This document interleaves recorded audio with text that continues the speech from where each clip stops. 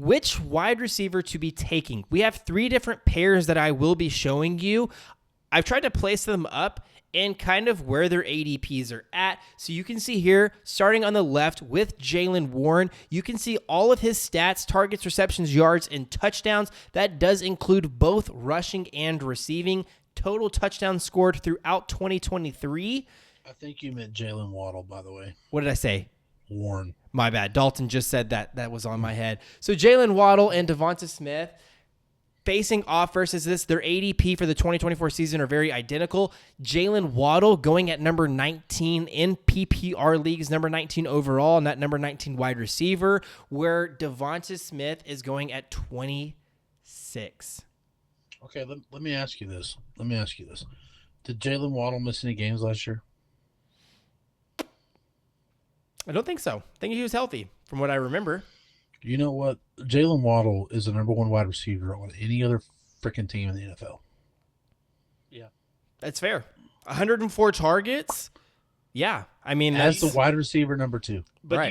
do you know whose game he replicates perfectly to the dot?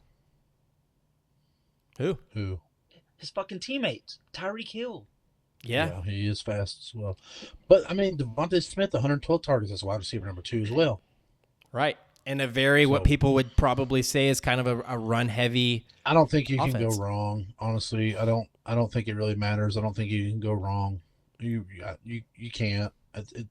It's a coin flip. It's who do you like more? Me personally, I always look at wide receiver 1s and attitudes. A.J. Brown can throw fits every now and then again and complain about not getting the ball enough to Jalen. So, Jalen will throw the ball to him a little bit more to keep him happy, where Tyreek Hill and the Dolphins, they kind of just spread the ball out and throw it to whoever is open. But to me, it's really a coin flip. You can't go wrong with either one of these guys. You can't.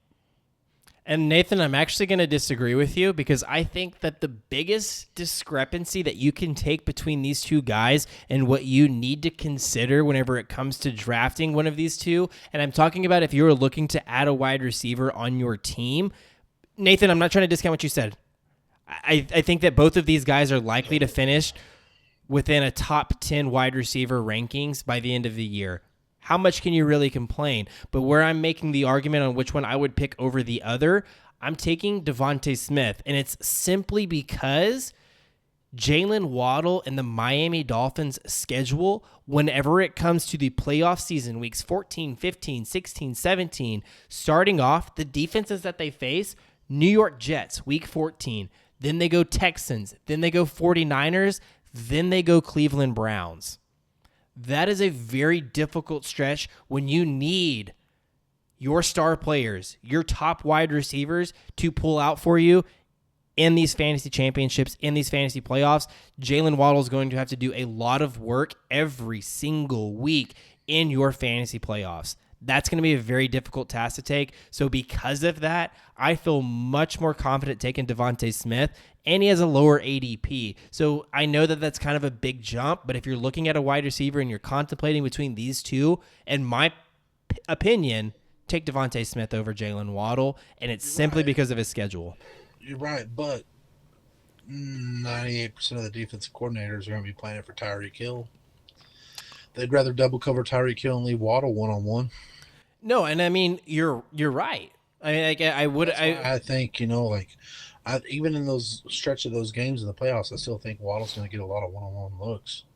Yes, I mean, he very well could, but it's also, I think it's going to be tough to score on those defenses. Like, those are going to be the games where this Miami team isn't going to be scoring these low 30s, high 30s, maybe even low 40-point games, right? They may walk out of that game with 21 to 24 points, and did Jaylen Waddle catch a touchdown? Not that his play is touchdown dependent, but Devonta Smith, right? We just saw him beat Jaylen Waddle in targets, in receptions, in yards, and in touchdowns, obviously meaning that he beat him in overall fantasy points. Why is he getting drafted lower than him this year? I have no idea, right? We obviously saw that he outperformed him this entire last year, and Jaylen Waddle has the tougher schedule.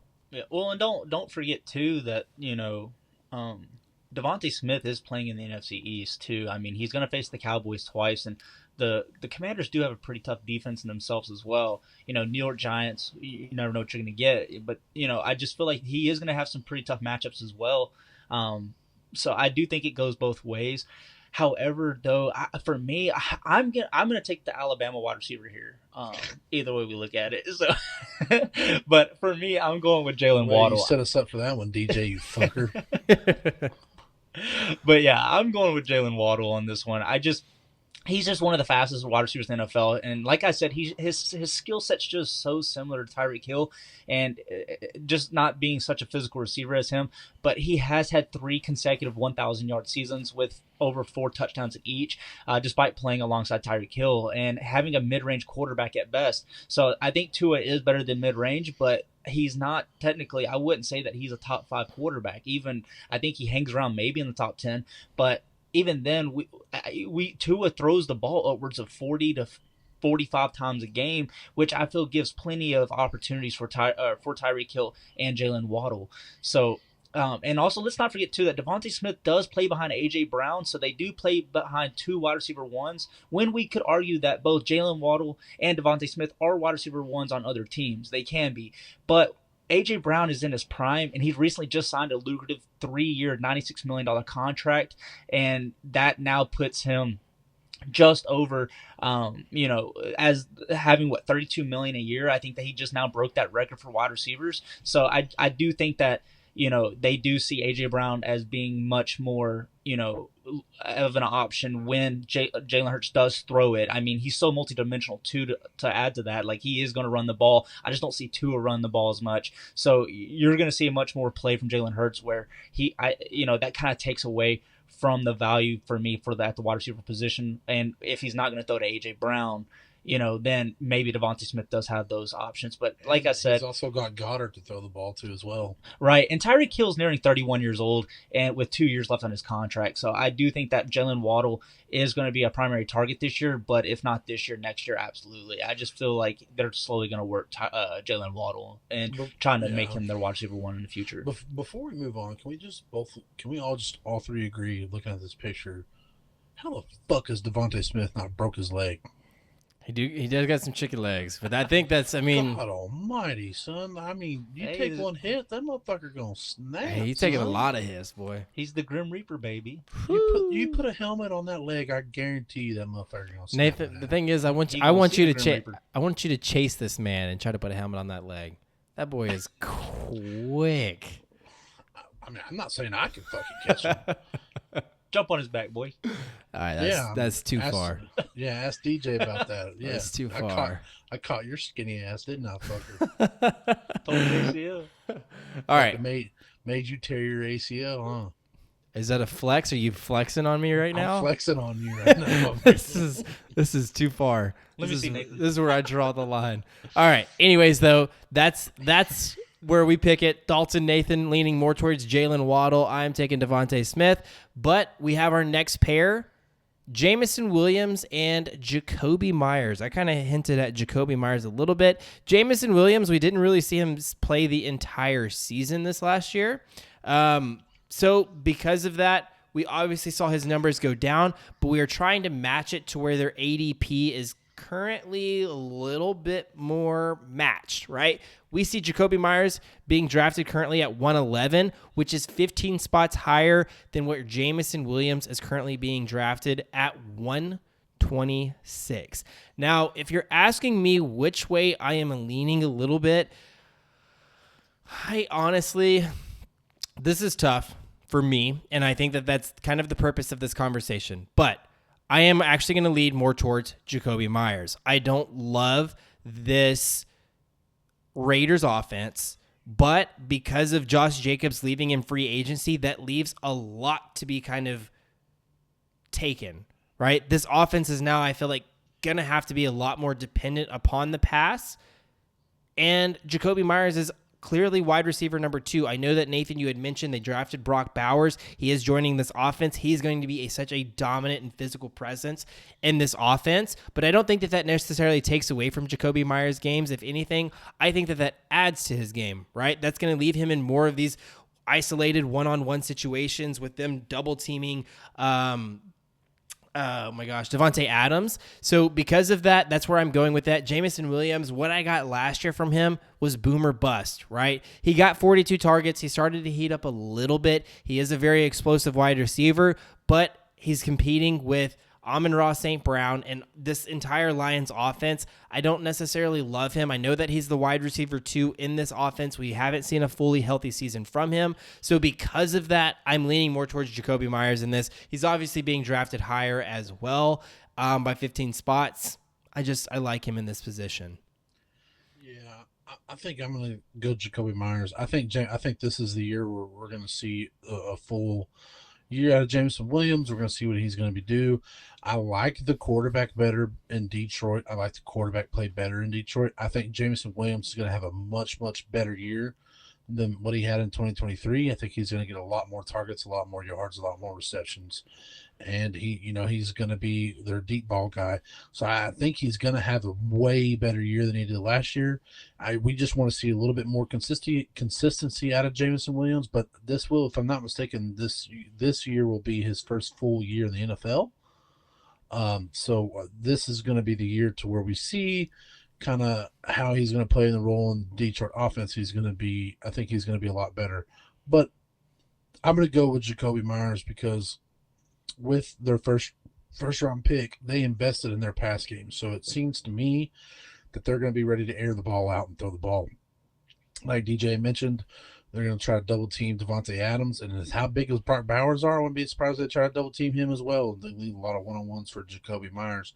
So I would personally go Jacoby Myers, but we talk about this next year, depending on how Jameson Williams does, I could lean the other way because of the quarterback play in Detroit. But like I said, I just want to see a little bit more consistency out of Jameson Williams. But then again, it's kind of hard to ask for that if he hasn't played a full year in the NFL yet. And this will be the year to see how good he is and how well he's going to fit in the Detroit offensive scheme.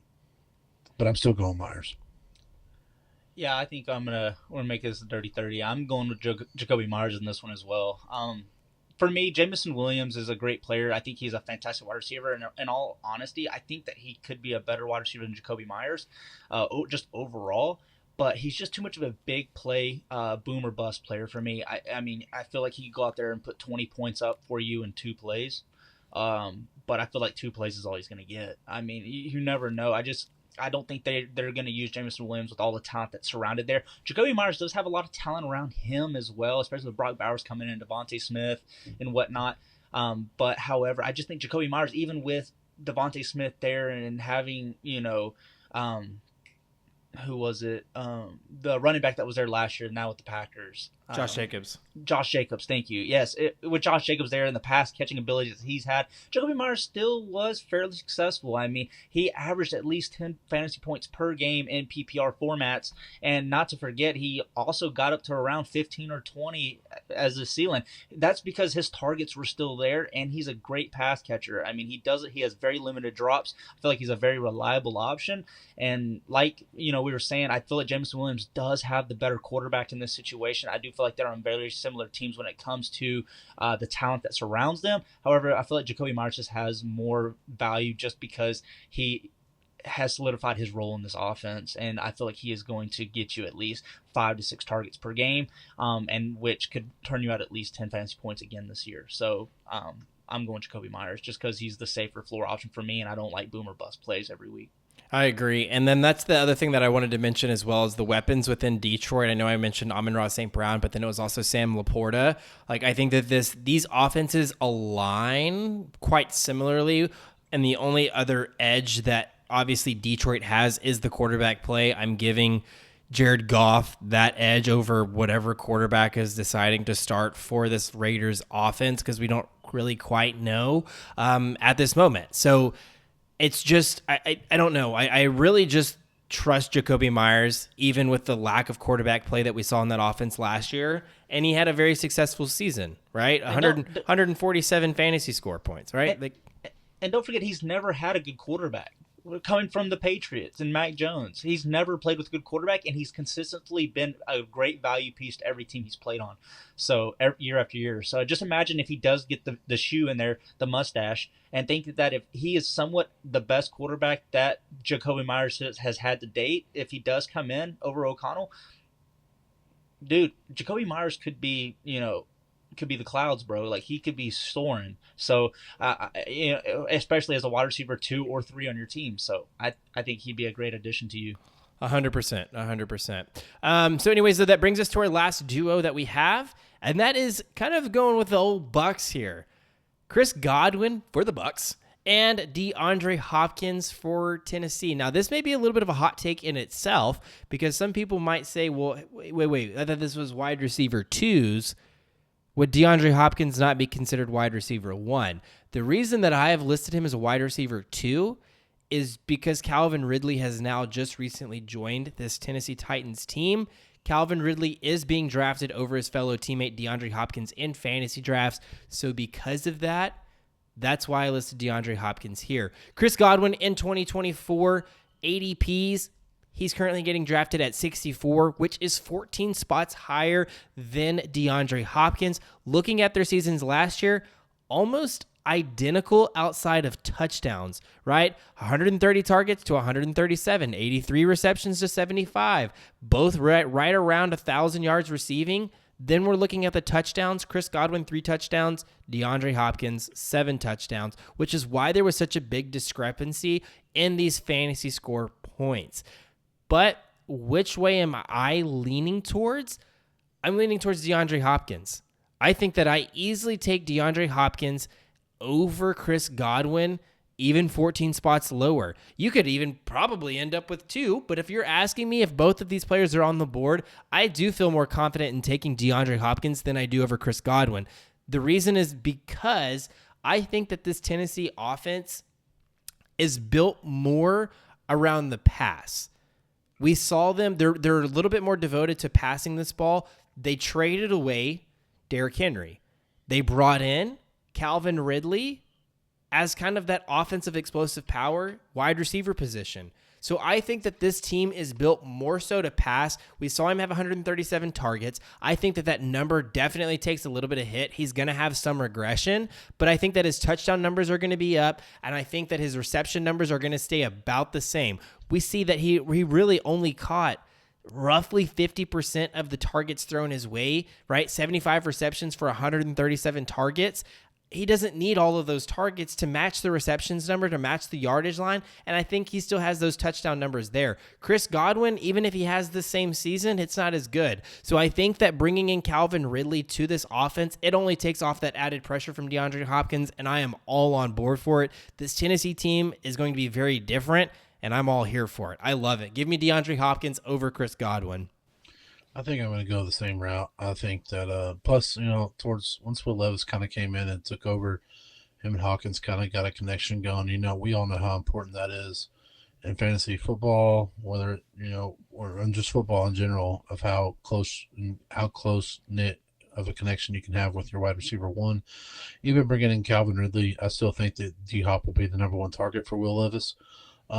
His targets might go down, but his receptions, like you said, will probably stay the same. I still think he'll hit over 1,000 yards, but when it comes to in the red zone and looking for touchdowns, I do believe that'll be DeAndre Hopkins, because Mike Evans will be the red zone target for the Buccaneers for this upcoming year, because like I said before, that man's still putting up 1,000 yards a year. So that's why I like D-Hop. Plus, we saw Ridley last year in Jacksonville. We all had high hopes, and we saw how that turned out. So I'm still going to lean towards D-Hop being the wide receiver 1 for the Tennessee Titans. And so that's why I would go D-Hop over Chris Godwin. For me, guys, I think I'm going to be the lone wolf on this one, and I'm going Chris Godwin. And I'm going to only say this because when I think of Baker Mayfield, I think of 2 other quarterbacks. I think of Ryan Fitzmagic, and I think of Jameis Winston. All 3 of them similarities are arms of steel. I just feel like you're gonna get, especially if they're down and they need to win, Baker Mayfield will throw the ball fucking 50 times. I swear to God. I just feel like that's what he'll do to win a game. And I feel like Chris Godwin, if that happens, and I feel like it happens more times than not, where they're relying on Baker Mayfield's arm, and I do agree that Will Levis, they are becoming more of a passing team there in Tennessee, but I just feel like the Buccaneers are too, and I feel like Chris Godwin,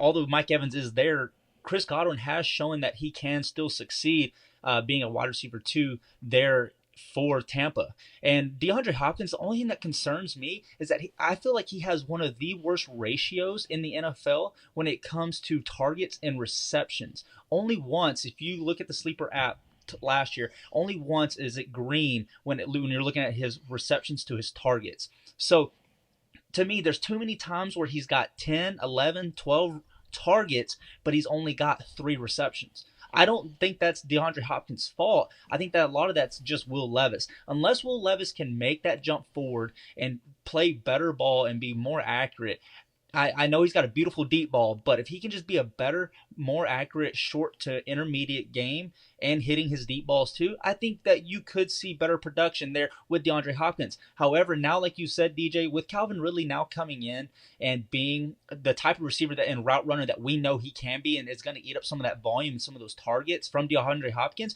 if we see similar quarterback play like we've seen from Will Levis, I just feel like now the targets are going to drop and the receptions may stay the same in the ratio. So I don't like that. That scares me beyond wicked. So I'm going to stay away from DeAndre Hopkins by all means this year. And I'm taking Chris Godwin 10 times out of 10 if I'm comparing these two. Couldn't agree less. But that's okay. That's the purpose of this discussion, right? And I just think that, again, I think it's the quarterback play. I think that Will Levis, like you were saying, I think that he is able to take the jump. Even if he's not able to take the jump, so what? His ratio stays the same. His targets go down. I still think that he's going to be a touchdown, a heavy touchdown guy. I think 7 touchdowns is quite low for him. I think that we're easily going to see double-digit touchdowns from him. Like, he's still the go up and get it type receiver, and he's going to be a big red zone threat. I don't think that that's going away. We saw a lot of his touchdowns come, I believe, later on in the season once Will Levis starts to pick it up and get this Tennessee offense rocking and rolling. And I think that that's kind of where we're at. So sure, let his receptions go down. That's fine. I think Levis makes the turn this year and plays. But just remember too, like you said, with all these passes, 3 screens and 30 yards for Godwin equals one touchdown for DeAndre Hopkins, and he's not going to score every game. I think it's more realistic to have 3 screens and 30 reception yards for Chris Godwin every week than it is for DeAndre Hopkins to have a touchdown. So that's where I'm at. I just feel like the receptions are going to be there, and I feel like he can easily match that week after week after week, unless DeAndre Hopkins, for me, like I said, I'm not a boom and bust guy. I think DeAndre Hopkins is going to be a fantastic receiver, but touchdown dependent's not me. I can't do it. But I don't think he's going to be touchdown dependent, because what these Titans fans need to realize is that you were run first for a very long time because of Derrick Henry, and y'all need to be ready for a change, because you are no longer a run-first offense. You are going to see the Tennessee Titans spread the ball out and throw the ball. And I think that Will Levis is going to do really good in the offense this year. I think he's going to turn the corner and play much better football this year, because I think they're going to be able to spread the ball out a lot more and throw the ball, because, like DJ said, they're investing in their pass game. So they're showing everybody, like, hey, we don't have Derrick Henry. We are no longer run first. We're going to be able to throw the ball well. Yeah. And the last, and I would say I would definitely be on board. I just want to see that ratio between his targets and his receptions. If I can see that improve, I'll definitely be on board. But as of right now, I just can't do it. And see, the last point that I'll kind of make here is I don't think that we've seen the best of DeAndre Hopkins in this Tennessee offense. I think that this could only get better. And if it doesn't get better, he's going to be sitting around that 150 fantasy points mark like he did last year. Whether he drops in receptions, makes it up in touchdowns, whatever. I think that he's sitting around that 150 mark in fantasy points, give or take probably 10 to 15. I think he's somewhere within there. Whereas Chris Godwin in this Bucs offense, I don't see him doing more than 83 receptions and maybe 1,100 yards.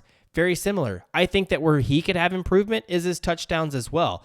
But I don't think that he ends with as many touchdowns as we see DeAndre Hopkins have. We saw, obviously, Chris Godwin, like I said, he mentioned he had higher reception totals than DeAndre Hopkins, but it's the touchdowns that were the difference, right? He had 4 more than what Chris Godwin has, and that's why Chris Godwin went at 126 fantasy points. Hopkins ended at 148.